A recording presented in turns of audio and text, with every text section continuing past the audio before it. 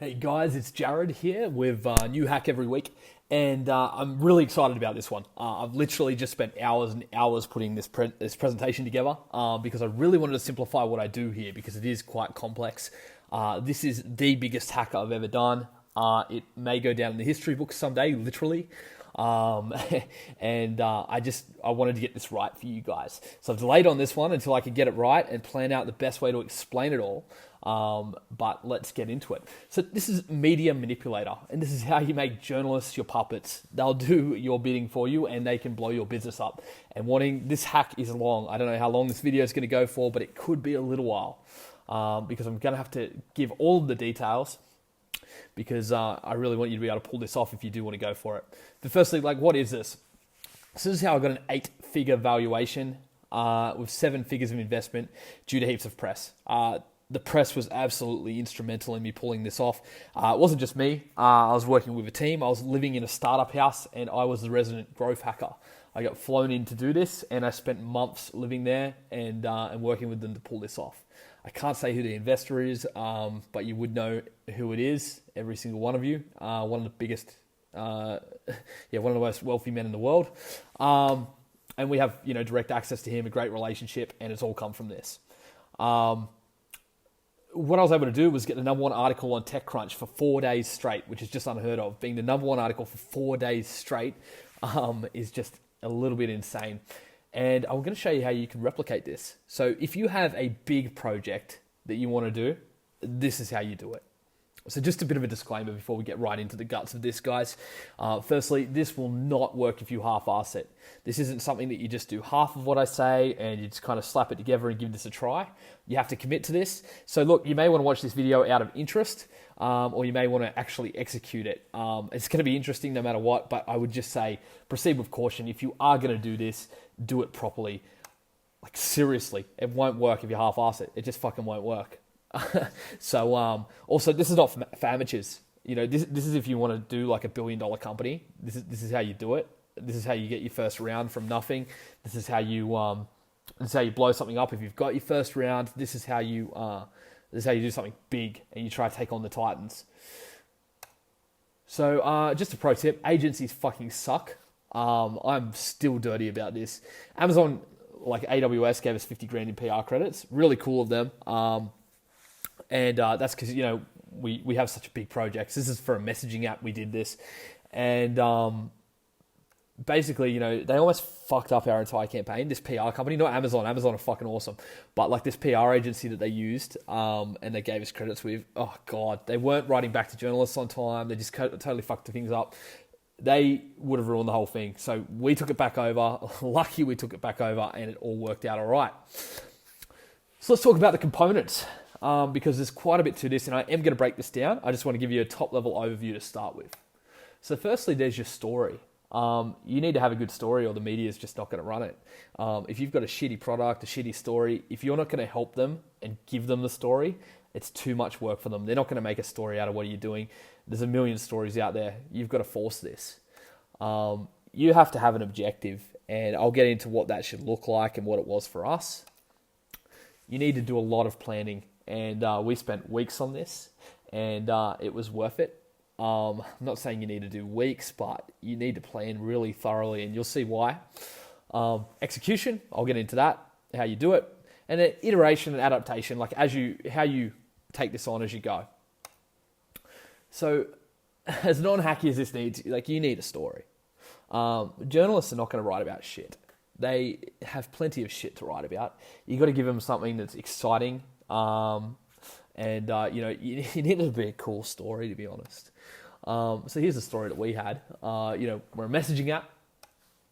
We've lived in a startup house for 2 years, team of 8. I only lived there for the last few months to do the launch, but I am an equity owner in this app, and I got that to come along and do the launch. I was instrumental in making this a success, and it was a hell of a lot of fun. Amazing team though. Killer team. We had no funding at all. These guys literally lived in a house for 2 years building this freaking app with no funding at all. Everyone was all in. No one had side hustles or anything. Seriously, everyone was living off savings, living on freaking cheap food, everything to just make this happen. And the whole kind of pitch, like this is a big part of it. Like, and we didn't explicitly say this, but this is what we're trying to communicate. If we can make something better than WhatsApp, what Apple can do with Apple Message or like iMessage, better than Facebook Messenger with no funding, imagine what we can do with it. Imagine, if you give this killer team who had no resources, they could do something better than billions of dollars worth of development. Imagine what we could do if we had a lot of money. So that's an interesting story. The whole thing, we kind of package this up. So you need to have an objective. So why do you want media? It's all cool. It's like it's cool, to tell your friends, look, I'm #1 article on TechCrunch. That's awesome. But what's your objective? Like, why do you actually want it? So what do you want to achieve from this? Because there's no point doing all this fucking work because it's not easy. You're not going to want to do this unless you got something that you actually want to achieve. And so, what we needed was enough press to get investment. That it was really that we needed enough press that we could get investment, and we knew that we needed the authority of TechCrunch or The Verge. We needed that, or we were not going to get investment. As simple as that. We couldn't rely on doing a launch and getting solid numbers. We couldn't rely on anything. We needed to, when we launched, we needed to be on one of those, and we needed to get a shitload of press and to be the biggest hype, and otherwise we just didn't have a chance. We'd be dead. So this was non-negotiable. So we did a lot of planning. There's no way something this important, we were just going to wing it. It would not have worked. And honestly, this went entirely to plan. It's the only thing in my life that's ever gone entirely to plan, but it did. So the first one is, who needs to write the article to get the result we wanted? So we needed to work out, say it was at TechCrunch, who did we need to write it? And, here's a hint, it's not just anyone. You don't want to just get on TechCrunch. You need to get TechCrunch and the right writer. And I'll get into that in a little bit, but it's really dangerous to have the wrong writer because they can do a smear piece, they can take it the wrong way, they can say the app's a piece of shit. And there's ways to avoid that. And so part of the planning is, our end objective is really to get one person. And it was Sarah Perez at TechCrunch. It's we need Sarah Perez to write our article on TechCrunch, and then we need to make sure it's the #1 article. That was our plan. We also had a backup plan, but that was it. So here's how the media works. You got all these shitty blogs like Startup Daily, just all these little shitty startup blogs, right? And they'll run pretty much anything. They're very easy to get a story on there. Everybody does, and you should be able to accomplish that, or your story sucks. And if you can't get on there, go have a look at your story because it's definitely not going to fly on the bigger blogs if you can't even get these guys to pick it up. So that's Startup Daily. It might be niche little blogs like these tiny ones where they've got a couple of thousand readers. You might get a couple of hundred hits on your article. They're really shitty, but you got to start somewhere, right? And then what happens is these blogs, they're always hunting for stories, and then you get the local newspapers and shit, and these crappy aggregators and. They're these next level ups. So Newcastle Herald is like a local paper kind of thing. If you live in Newcastle, then you're probably going to be able to get into that kind of into that newspaper and on their website. And so they've got a little bit more credibility. They won't just publish made up shit like the shitty blogs. Sometimes do. I'm not saying Startup Daily would publish shit. They're fine, but I'm just saying that caliber where they're low audiences, they'll publish pretty much fucking anything. Whereas you got a little bit more journalistic integrity in these actual newspapers, and they're just local papers and stuff like that, or the bigger shitty blogs. What happens is the Newcastle Herald actually look for stories in these small blogs. Journalists have got to come up with X amount of stories per week, and they need to just be consistently producing content. I learnt this from credit where credit's due. Ryan Holiday, he wrote a book, Confessions of a Media Manipulator. Trust Me, I'm Lying, I think it was called. Incredible book. I'd recommend it. If you're going to do this, read it. Mine's more of a practical how-to guide, but I definitely took a lot of inspiration from what he did, and then just took a lot further and really tried to plan it out and execute it perfectly. So what happens, let's say you get in a local paper and all that, then you can get picked up by something kind of big. You're going to feel like it's a big time. This is what you'd call your mum about. This is MSN Business or something like that. They're major blogs. You might have even got to Unilad or something like that. And it's just crazy. It's whoa, we're getting heaps of traffic. And we're getting more blogs reach out to us trying to run stories and all that kind of stuff. Once you get to this level, because guess what? MSN Business, they pick up their shit from Newcastle Herald and all these local papers. They're literally scouting all the time for stories, and they'll find you on there. So if you're on there and you're performing well, you'll get found. Next up, we've got the big boys, Washington Post, New York Times, like all the big boys. Like if you get on there, news.com.au and all that, like you're killing it. You're doing great. And then, but they still run a lot of articles. Then you've got ones where it's like, they're like trusted authorities. And if you're in a space like the tech space, you want TechCrunch or The Verge, like you want a true authority, and they're pretty freaking rare. There's not many. We only had 2 targets. We could have had like 6 max, but we really only had 2 targets because what they write is pretty much gospel in the tech world. And so while they might not have as much traffic as some of the big boys, they are more trusted. And so for what our objective was, and this is why I say you need your objective, these guys were the big boys for us. And guess what? They pick up their stories a lot of the time from Washington Post and all that kind of stuff. They go, wow, that's a crazy good tech story. Let's get in touch with these guys.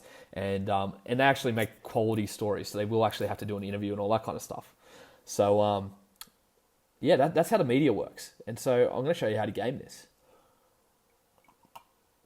So there's a catch-22 here. Blogs don't want to run shit that other blogs of their same level are running. So you do one for Startup Daily. Startup Smart's not going to want to run the exact same article because they've got the same readership, or they see each other as like competition, and they're just not going to want to run it. But here's the beauty: they will run shit that's higher or lower. So you can't really get much lower than some of the shitty blogs, but the higher up ones, they'll still run your story. And so as you get higher and higher, they'll still run it because they go, well, I'm not competing with those guys. I'm way bigger than them. You also get syndicated to places you didn't even talk to. So what happens is you can hit a local news station and they'll run your story nationwide because it's part of a syndication and stuff like that. It'll happen automatically. You don't need to reach out to all these people. If you do this right, it's just going to happen organically. And you can just chuck on Google Trends or something like that. Google Alerts, sorry. And you can look for your name coming up on all these news sites, and you will be blown away by how many run your story that you didn't even know about. So when you do this right, you end up getting to the big boys and the authorities. So some reporters and blogs favour others. So some journos leave a footprint. So what you'll find is they're consistently sourcing from the same places. So you basically read their article, and at the bottom it may say story originally run on, or give some credit to. It could be a credit on the photo or on the article or anything like that, and they'll give credit to another blog. What you want to do is you want to do your homework, and you want to see where do they regularly, I don't want to say steal because they don't, like it's not stealing, but where do they discover their stories? And that will be from the lower down rungs most of the time. So you want to see, like this journalist and this blog, they normally get their articles from over here. And so follow their sources and follow to the bottom of the barrel. So what happens is you can actually make out a roadmap all the way from TechCrunch to some shitty blog in Minnesota. You can totally do that, and we did it. So this is part of the planning, right? Because if you want to get on TechCrunch, you want to know, well, where do I have to start? And then you've got to work your way up. Because guess what? TechCrunch don't want to be the first to run your story. I know you think your idea is amazing. We did too. It is amazing. But they don't really care, because guess what? They get pitched a shitload of stories every single day. They get their inbox flooded with people who all sound the same as you. So who do they pick? Well, there's a number of factors, and I'll get into those in a little bit. But make a spreadsheet. Don't just wing this. Don't just keep it on freaking napkins and shit. Oh, I'm going to talk to this reporter and this one, and they get their stories from here. Make a spreadsheet and plan it properly. Map out who you really want. Realize you need multiple backup plans. So we knew we had to get either the TechCrunch or the Verge. If we didn't get that, we wouldn't get the investment. So not that we knew how our investor was going to be. We just knew for that caliber of investor that it was a no-brainer that we had to do that. But you need backup plans. And look, ours went pretty much to plan, but we would have been okay if it didn't, because we had backup plans. Map out every step on the way to them. So it's like, you want to get to here, then cool, you got to go all the way through here. Map it all out. And don't just map out, okay, I've got to go to this blog, then this blog, then this blog. It's like, I've got to go to this reporter at this blog, and if they don't write back to me, I've got to go to this reporter, and if they don't write back to me, I've got to go via their contact form and feed it to the journo. Because a lot of them tell you don't contact the reporters directly. Do contact them directly. They say don't, but do it. But eventually you get to submit a story and all that kind of shit when that doesn't work. And you know what? At some publications we had to do that, and it did work. So you just realize at one publication, you may have to have multiple backup plans, and then you've got to have backup publications. And you get more and more of them as you get down to the shitty blogs. So this is a time sink, but It's totally fucking worth it. So you gather all their details. This means in your spreadsheet, so that you're not running around trying to find their email address when you're in the heat of the moment and you're like, shit's going crazy, you're doing your launch. You want everything in one place and you want to be very organized, and you've got all your emails and all that written out. You've got all their details and all that. So you're properly planned, ready to go. So who do you really want in a journalist? So the author regularly hits the front page. So here's the thing. If you go to like Huffington Post, they have all these contributors and all that shit. But guess what? Most of them are shit. Like the editor doesn't respect them, or the algorithm or whatever. Like it doesn't respect them. And they're just never, most of them will never hit the front page. But if you get an article that's actually written by one of the top writers on there, then you are so much more likely to hit the front page and get the top article.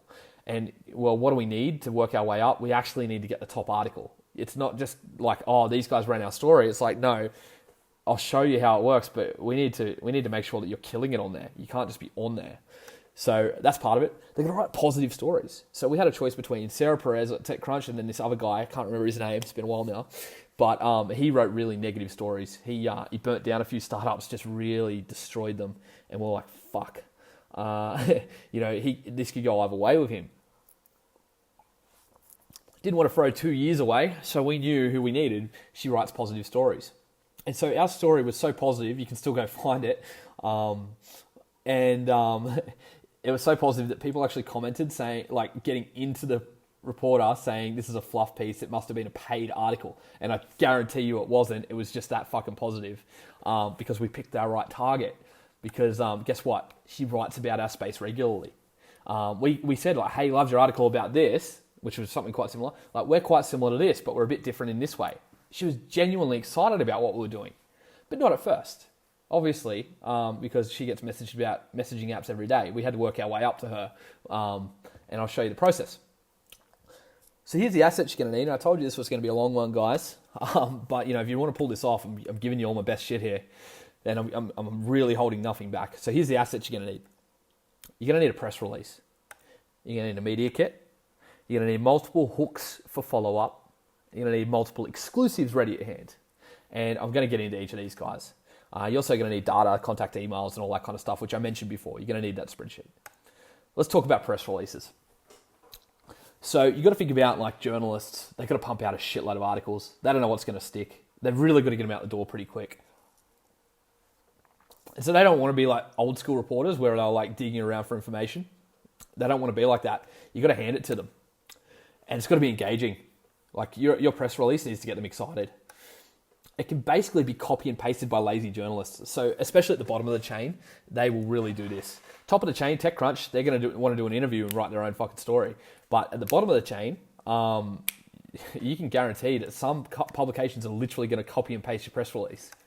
It lets you dictate what they write. So you're doing the tone, you're doing the angle, the story. You get to actually write that. Like if you give them a press release, you're actually setting yourself up in a really good position. It's got snippets and facts that they can run with. So this is like they're gonna, they don't want to have to email you back and forth and say, well, how many people are on the team? How long were you doing this for? What made you get into it? Like it's got all that shit. It's got the CEO's name. It's got the team members' names. It has it all there. So in one place, in one document, they have everything they need to write the story. They don't need to contact you.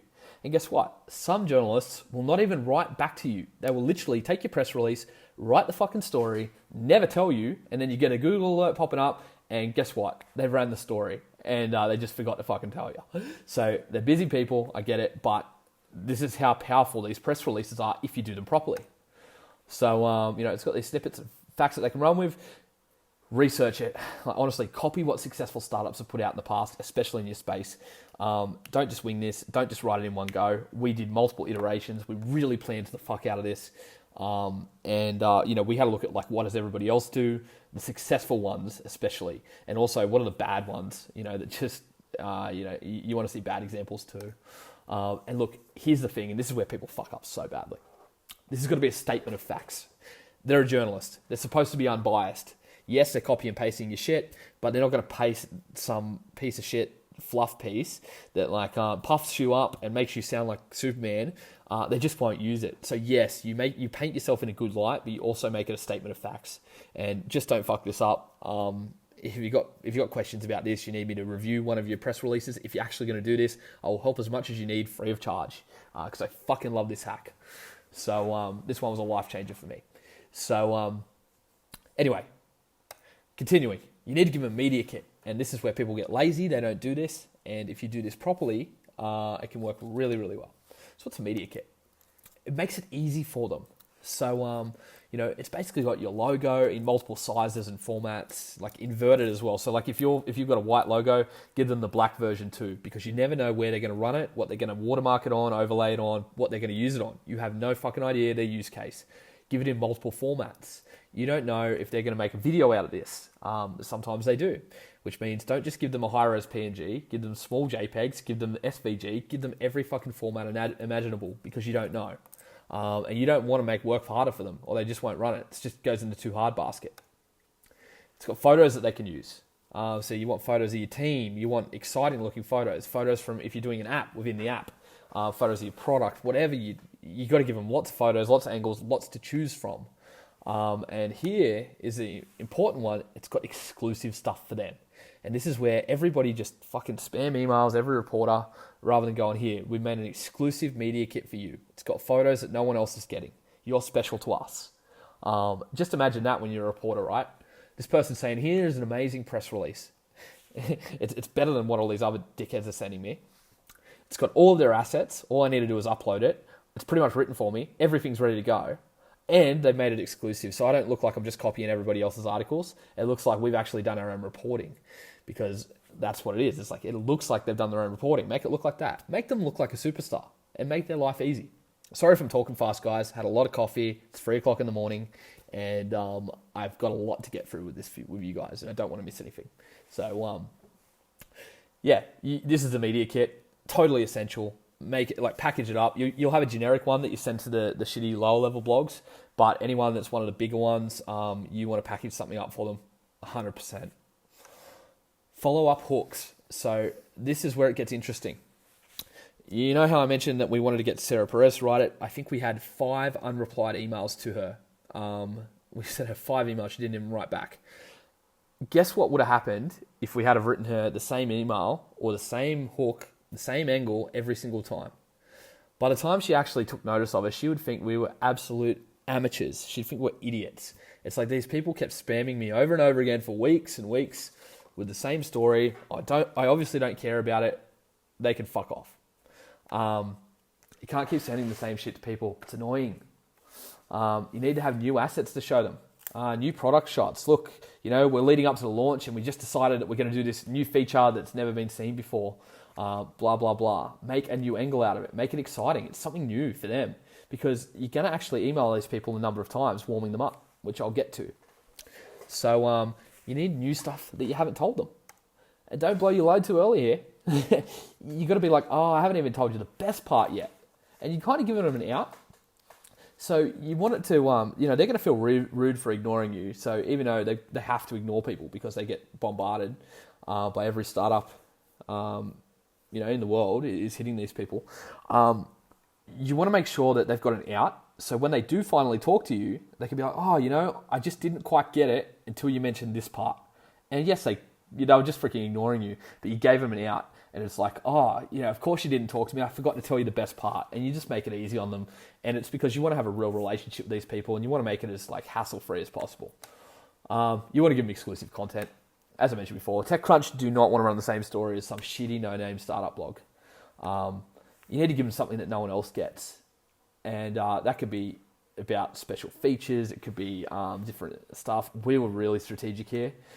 We saved our CEO interview for them. And this is risky, but we did it. So we did not give, our CEO did not give an actual, I think he gave a light interview with one, but we saved our interview, all the best stuff, for TechCrunch. Because we knew that was all we cared about.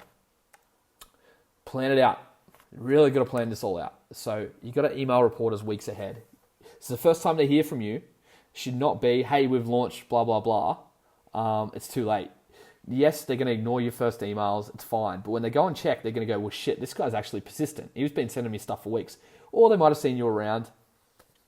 If you're doing a pre-launch, also, this is a bonus, and it wouldn't have worked back when I did this, I don't think. I don't know. Anyway, I'm probably better now. But I would put them in a Facebook custom audience, and I would make sure they're seeing my shit everywhere. I would be following these people around everywhere, so they see my pre-launch everywhere. Don't expect replies. We got fuck all. It's just part of it, and it can be so disheartening. You're working your ass off. You're contacting all these people, and no one replies. It makes you feel like shit. It makes you think like it's not going to work. Have faith. It works. Be persistent. As I said, 5 emails and no replies, and then we got the interview. Keep offering new information, or they'll get so fucking pissed at you for spamming them. Make it interesting. Send them new stuff. Like, we're sending like gifts in emails and all kinds of stuff, like gifts that we custom made showing our product. We made it engaging so that, they open it up and it's like, oh, this is different. That's really cool.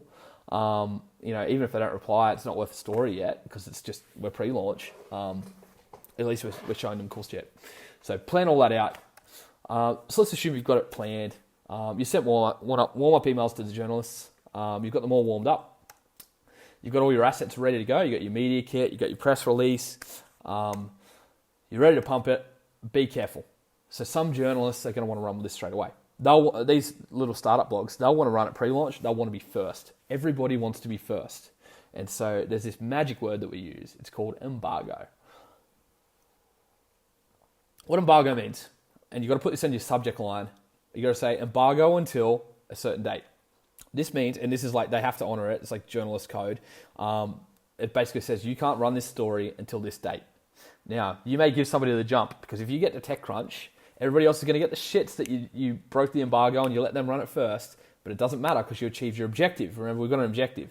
So if everyone gets the shits at you, don't burn your bridges, but if you get the opportunity and TechCrunch is like, look, we'll run it, but only if we run it first, you're going to let them run it first and break the embargo if they ask nicely. Or if they don't ask nicely, it's TechCrunch. So you got to be explicit. You got to say you cannot run this story as an embargo. And watch out, with the little ones. So you don't want the shitty blogs. You can't trust them with embargoes. Like some assistant journalist who's on her first day could run this story because she doesn't have any stories and she thinks she's going to get in trouble, and she'll just run it. And they don't give a fuck about journalistic integrity. They don't know what they're doing. Don't risk it. Don't risk them being first and being way before you've got everything else planned out. Yes, they're going to come first anyway, most likely, because most likely TechCrunch and everybody else, MSN and all that, they're ignoring you.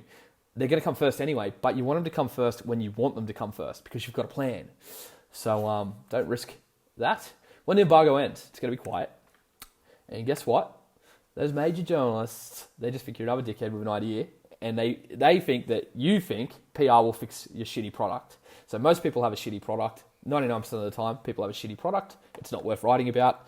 They think you're the same as everybody else, because how the hell could they distinguish you? You need credibility. We need to distinguish that you are different. You're the best thing since sliced bread. You're the next Facebook. How do you make them think this? How do you make them so keen to run a story and be first and, want to do an exclusive interview? And how do you make them really want it? So firstly, it comes in multiple ways. So firstly, if you've got investors, and look, you can't game this. You either got investors or you don't.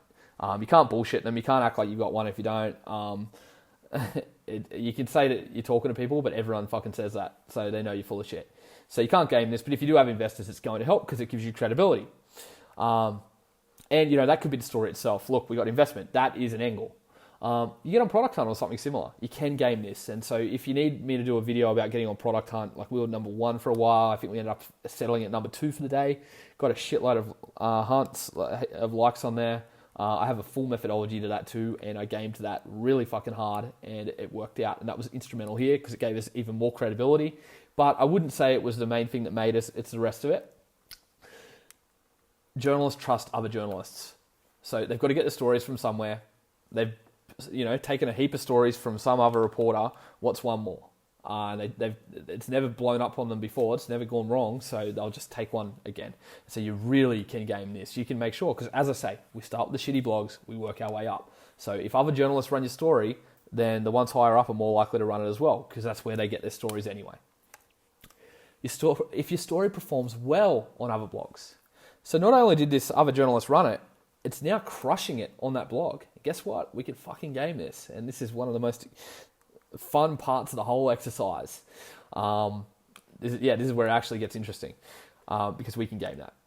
And your assets are good. So if you haven't done this already, you half-assed it. Like, go and watch this video again. It's really important you don't half-ass this. Make your media kit good, make your press kit good, get your angles right, you follow up, everything, do everything right. And that's how you get credibility, because you do not look like an amateur. But let's see what we can gain. Let's hack the things that we can hack. So firstly, we've got to get journalists on board. Secondly, we've got to make those stories perform well. It's really that simple, and this is the key. And it's quite complex how we do it, but I'll get into it. I'll tell you exactly how to do it. Now, I'm not admitting to doing any of this. This is all theoretical. Obviously, the journalists just love this, and we just perform well because we're awesome. But if I did have to hack this is how I would do it. So firstly, I'd kick it off. I'd start at a shitty blog that you can. They're going to lead to the one that you want. You've already mapped it out. You already know the chain of events, the chain of blogs and news sites that's going to lead you to the promised land. So we started off with a shitty blog. They'll run it, and they'll run fucking anything. But you may be on some stupid page. You're not necessarily going to be on the front page. And so, we've got to fix that, and I'll show you how. So step 2, we're going to make it perform. So as I say, you may get on this crappy blog, and you may be on some shitty page. And look, you might have to get on multiple of these crappy blogs before somebody on the upper rung will take you. You need backup plans the entire way through. But let's say you do get on one, we're going to make it perform. And this is the magic. So this is the shit that I do not reveal to anybody, but you are my members, and I love you all to bits, and I want you to succeed. So here we go. Let's talk a little bit about how sites rank articles. And, this is true growth hacking here. Interesting fact about Jared Conlang, and yes, I did just talk in the third person. I still have no fucking idea if it's an algorithm making decisions or an editor. So what ranks number 1 on TechCrunch? I don't fucking know. What ranks number 1 on MSN? I have no idea. Is it an algorithm? Is it an editor? I don't know. And guess what? I also don't care, because it doesn't matter. Because they're going to rank it by the same metrics. Whether it's an algorithm or an editor, they're still going to be looking at the same numbers, which we can game, and it's going to work. And so I've done this, I've pulled this off, and I still to this day have no idea exactly how it worked, and I don't care, because it works. So algorithms and people just care about metrics. So what motivates these guys? What metrics do they really care about? Firstly, traffic, especially traffic they wouldn't normally get. So you've got to think, like, you're a news site. What do you care about? Ad dollars, which means you need traffic. You need eyeballs, because every person that's on your site, that equals money. You don't have people on your site, you don't have money. So you want to run articles that bring their own traffic, because that's free traffic. That's money you're actually earning from having the article on the site. So that's like gold to these guys. And most people don't think about it this way. They're like, oh, it's got to be like the best story and all that. No. They care about these metrics, because they need a tangible, quantifiable way to know what a good story is. So how do they do that? They look at the numbers. And it's like retention. People are engaged. They like the article. And there's metrics around that. And it's like clicks and engagement. So it's like they like the concept of the article. So, are people clicking on the headline, the whole idea of the article? Do they engage with it? How long do they spend on the page? Do they actually read it, or do they bounce? Because that's stuff they care about, because that's how they make their money. So why don't we just use bots?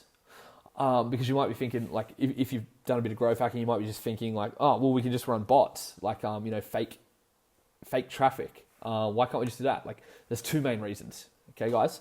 Firstly, is because we're not dealing with idiots. So these people, if it was that easy, you could just run bots, everybody would be doing it.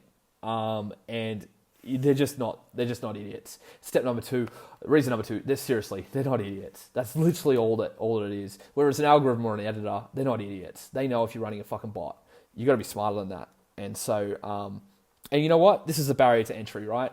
If it was that easy, everyone would do it, but then it would stop working. And that's basically what happens. So we need to find smarter ways to do it and make it look legit. So we want to make it look like good traffic. Good traffic's expensive. We're not paying for it. We're growth hackers. Yeah, sure, you can go and buy a heap of traffic off Facebook, pay $1 CPC or something, and but guess what? Like, you're probably pre-investment if you're doing this, or it's just going to cost you a fortune. I'm not saying you can't do it. Like, some people can afford to do this. I loved that I was in a position where I had to get resourceful. I had no marketing budget. Like, I had like $1,000, which I like had to pay out of my own pocket because everyone was, it's a freaking startup house. So you want a budget? Cool, you can wear it, man. We've got a bunch of sources that we can use, and we just need to be smart with how we use them. So here's the first one that I really love to use: stumble upon ads. Now, these are not overly cheap. You can get stumbles down as cheap as like 20 cents each. So stumble upon, it's like this site. If you haven't used it before, just go check it out. But basically, people stumble onto sites. They read the article if they like it, and they stumble into the next thing. And it's just like a discovery platform. But while they're doing that, you can mix in your site.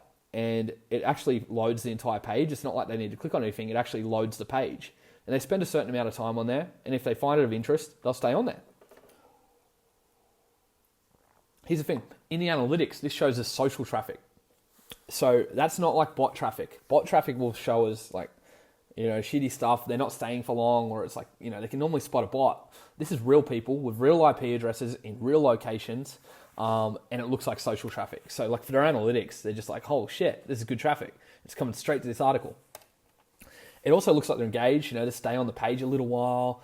And it's a specific audience. So like with Stumble Upon, you can pick interests. So what will happen is, like, let's say you're doing this to TechCrunch. You're going to pick like technology interests. So when they stumble onto an article that's on TechCrunch, well, if they're into tech stuff, they've probably been to TechCrunch before, which means in the analytics, it shows up as a returning visitor. So you need these because otherwise it's going to like throw up red flags, because it's like, hold on, there's no way that this is the first time all these people came to our blog to see this one article. It's not all going to be new traffic. It's going to need returning visitors too. So this is how we game that. So that's one way that we game it. And they might actually like the article and read the whole thing because it is actually of interest. So this is like legit traffic. This is so fucking white hat. Yes, we're using it to game the algorithm, but like this is actually white hat as fuck. Next, let's get grey hat or black hat. I don't know. It depends where your morals sit. But anyway, microworkers.com. I've used this in a number of hacks. I use it in a lot of hacks, and it's amazing. Microworkers.com. Basically, this is a bunch of people who will do small tasks for small amounts of money. So we basically get these people, and you can pick their country if you want. And we want them to think our article is super popular, like these blogs. And we want them to think that it's like getting clicked on heaps. So that's what makes them want to put it at the top. So let's imagine that you have a startup blog, and so much of the traffic that goes to your blog scrolls down the page looking for an article that they find of interest. And then it just turns out that like 10 times more people click on this one article than anything else. It's like, holy shit, this article is grabbing everyone's attention. So we get our microworkers to do that. We say, go to this page, and it might be page 2, it could be page 50. Doesn't matter. We're getting them to click all the way through. So I'll click next page, till they find the article that they're interested in, which happens to be ours, and they click on that and then read it. So to the analytics, to whether it's an editor or an algorithm, as I say, doesn't matter. It's going to look like, holy shit, this article, everyone's clicking on it. So what do they want to do? They want to bump it to the top. So get Microworkers to do it. And here's a hint. You want to fake the referrer so it looks like it's coming from Facebook or something. So there's heaps of sites that'll do this. So it's like you'll redirect it through another site. So in the analytics, it looks like it came from Facebook. See, when you send it from Facebook, the analytics can't tell which Facebook page it came from or anything. Facebook blocks all that out. They just know it came from Facebook. So these microworkers, it actually looks the same as it would look as if it was a Facebook ad going to the homepage of this startup blog and then scrolling down and clicking on the article. It's like so good for your numbers. Like this right here is like just totally made the campaign. And so if you're a little bit crazy and you want to go ultra black hat, and make sure your kids aren't around while I talk about this one. But yeah, this is ultra black hat. Not saying I did this. Not saying I would do this. I'm just saying if you're a crazy motherfucker and you want to go hardcore and really force this, you want bulk traffic. You get porn traffic. So you go to plugrush.com, and plugrush.com is one of those porn sites that they basically sell pop-ups. And so you can get 1,000 pop-ups, like literally 1,000 for like $1.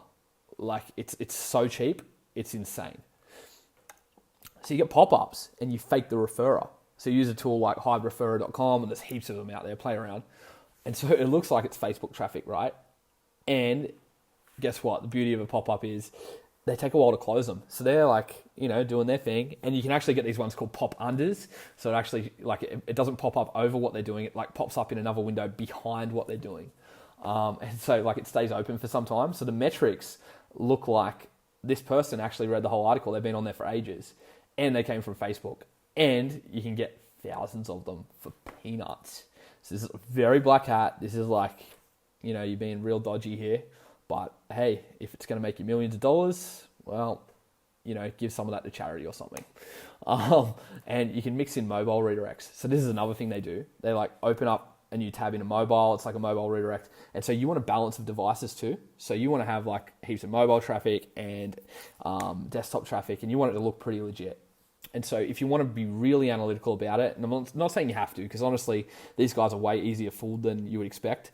But you can go on alexa.com and you can have a look at what kind of, I think it's alexa.com, you'll be able to do this. Have a look for like the average breakdown of that site and where the traffic normally comes from, and like what country it normally comes from and what devices they normally use. And then you just try to mirror that so it looks like their normal traffic. And then you're not going to raise any red flags. In saying that, I did heaps of stupid shit. I didn't raise any because it worked.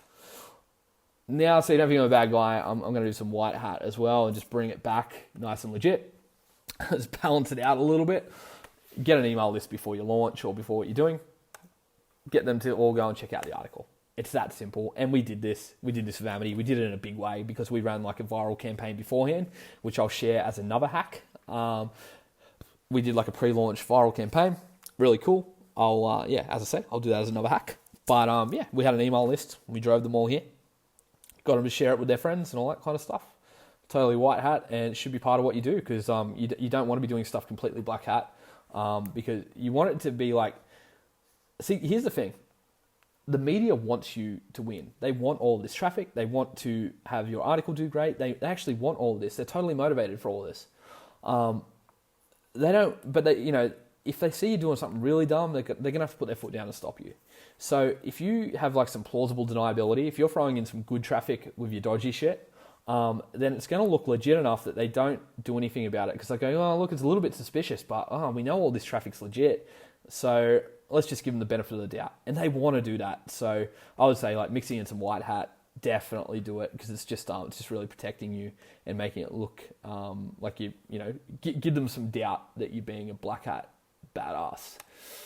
So let's just assume this is how I did everything, okay? Let's just assume that we did a completely white hat strategy. Deal. All right. You tell anybody about this, I just did the white hat stuff. So what next? You want to reach out to the next reporter, like next one up the chain. So you're on some shitty startup blog, you work your way up, you go up to the next one. And then, we're just going to rinse and repeat. So you're going to tell them you're performing great. So you're going to say, when a number one article on XYZ blog, and, also notice that they pick up great stories from there sometimes. Show you do your homework. Say, hey, look, I noticed you picked up this story from there. We're the number one article on there right now. Would you be interested in this exclusive?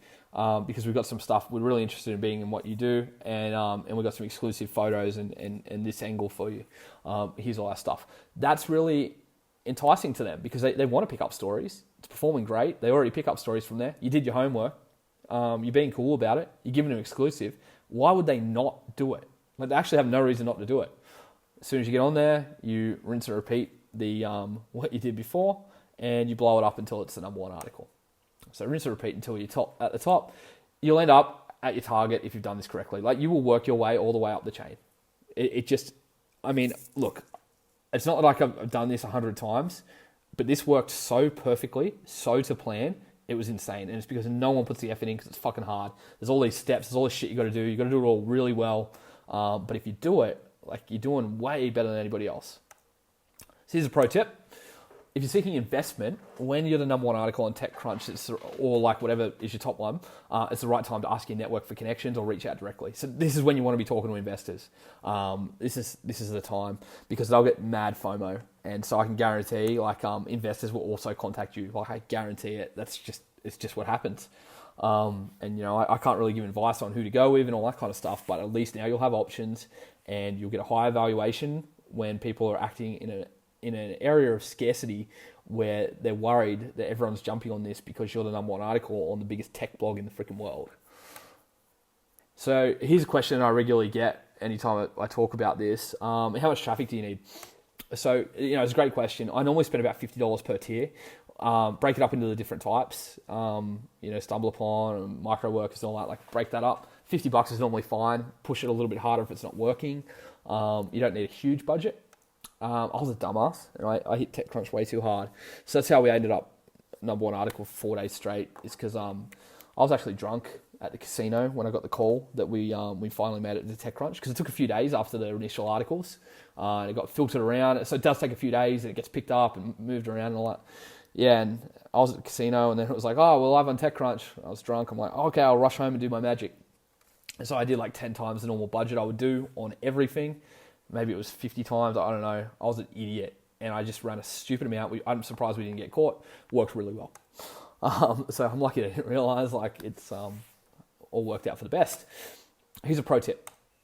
A site like Product Hunt can help you a lot. So if you want that as a hack, I can detail that, how we did Product Hunt. It's like this. It was a hard one, not as hard as this, but it was still, it's pretty complex.